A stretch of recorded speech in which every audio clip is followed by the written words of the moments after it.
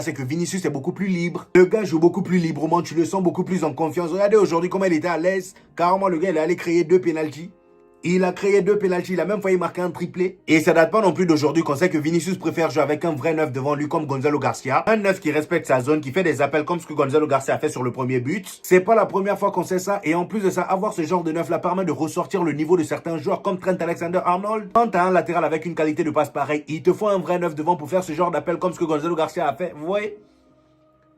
Aujourd'hui, Trent Alexander-Arnold, combien de caviar le gars il a lâché? Carreras de son côté n'avait pas de mal à monter quand il fallait. Il dédoublait avec Vinicius. Et ça, un Jude Bellingham dans l'effectif pour venir foutre le bourbier partout. On avait un Valverde qui était beaucoup plus proche de la surface. Et on sait tous qu'avoir un Valverde proche de la surface équivaut à danger. Exactement ce qui s'est passé aujourd'hui. Aujourd'hui, après le deuxième but marqué par Vinicius sur penalty, notre cher Valverde nous a encore inscrit un banger comme à ses habitudes. Comme je l'ai dit depuis le début, Valverde, ce gars-là a la phobie des vilains buts. Voilà, il n'aime pas les vilains buts.